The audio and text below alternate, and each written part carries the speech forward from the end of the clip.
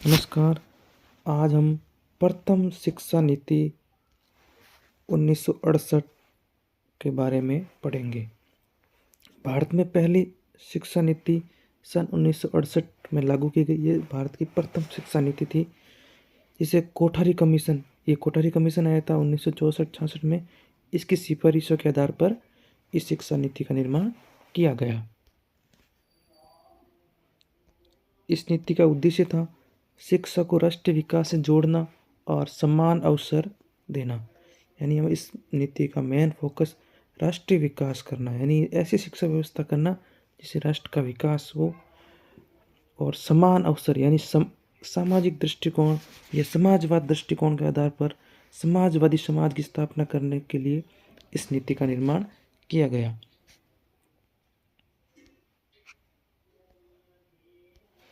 राष्ट्रीय शिक्षा नीति की आवश्यकता क्यों पड़ी? जब सब कुछ सही चल रहा था तो राष्ट्रीय शिक्षा नीति की आवश्यकता क्यों पड़ी?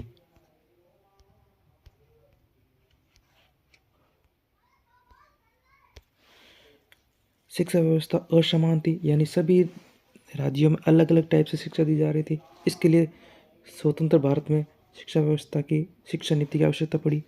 ग्रामीण और शहरी शिक्षा में बड़ा अंतर था, यानी ग्रामीण इलाकों में स्कूलें ही नहीं थी, वहाँ कुछ बेसिक इंफ्रास्ट्रक्चर भी नहीं था, और शहरों में थोड़ा कुछ विकास हो रहा था, इसलिए काफ़ी बड़ा अंतर था। तकनीकी और वैज्ञानिक शिक्षा भी काफ़ी कमज़ोर थी, यानी कुछ हो ही नहीं रहा था पढ़ाई के मामले में। और इस नीति का उद्देश्य सभी बच्चों को समान शिक्षा का अवसर, यानी सभी को एक समान शिक्षा दी जानी चाहिए। राष्ट्रीय एकता को मजबूत करना,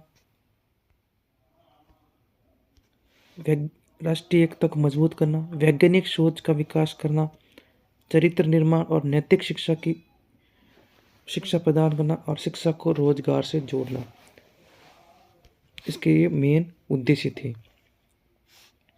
अब शिक्षा की इस 1968 की शिक्षा नीति की प्रमुख विशेषताएं क्या है? सबसे पहली विशेषता 3 भाषा सूत्र, 3 लैंग्वेज फॉर्मूला भी कहते हैं, जो काफ़ी विवादित भी है हमारे साउथ इंडिया में।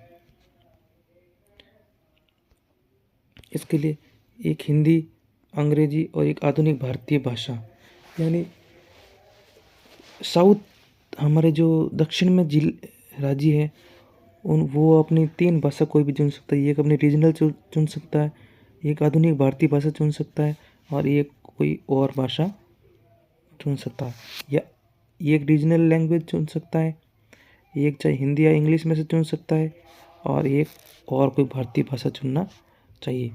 और सेम ही फार्मूला 3 लैंग्वेज का फार्मूला उत्तर भारत के राज्य में भी था कि भारत के उत्तर राज्य भी एक हिंदी चुन ले, एक अंग्रेजी चुन ले, और एक कोई और भारतीय भाषा। जैसे राजस्थान में काफ़ी लोग संस्कृत चुन लेते हैं, कोई उर्दू चुन लेते हैं, कोई पंजाबी चुन लेते हैं। ऐसे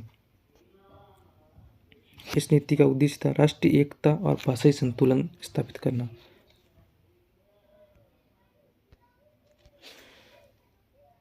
छः से 14 वर्ष की आयु के लिए अनिवार्य शिक्षा, सभी बच्चों को मुफ्त और अनिवार्य शिक्षा, विशेष ध्यान गरीब वर्ग, ग्रामीण क्षेत्र और लड़कियां, इस पे विशेष ध्यान दिया गया है। विज्ञान और गणित पर जोर, वैज्ञानिक दृष्टिकोण विकसित करना, अंधविश्वास दूर करना और तकनीकी शिक्षा को बढ़ावा देना।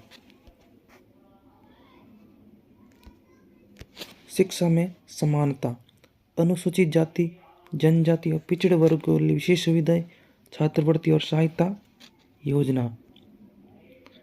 शिक्षकों की भूमिका, राष्ट्रीय शिक्षा नीति 1968 में शिक्षकों की क्या भूमिका है इसमें स्पष्ट वर्णन किया गया। यानी राष्ट्र निर्माता माना गया शिक्षकों को, शिक्षक प्रशिक्षण पर जोर दिया गया है, शिक्षकों की गुणवत्ता सुधारने की बात इसमें कही गई है।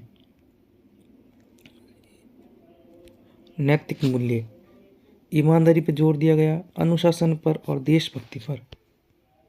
सामाजिक दृष्टिकोण, ये तो है ही है। उच्च शिक्षा और शोध, इन हायर एजुकेशन में और रिसर्च में क्या क्या है? विश्वविद्यालय की गुणवत्ता के सुधार करना, शोध कार्य को बढ़ावा देना और राष्ट्रीय विकास से जोड़ना। जो शोध कार्य होता है, जो उच्च यूनिवर्सिटी खोली गई जाएगी, इसको राष्ट्रीय विकास के साथ जोड़ना है। अब 1968 की शिक्षा नीति थी, उसमें सकारात्मक प्रभाव क्या क्या थे? शिक्षा का विस्तार करना, और शिक्षा का विस्तार हुआ, इससे साक्षरता दर में वृद्धि हुई, विज्ञान और तकनीकी शिक्षा को बढ़ावा मिला और राष्ट्रीय एकता को मजबूती प्रदान की गई। अब इस शिक्षा नीति की सीमाएं क्या की गई?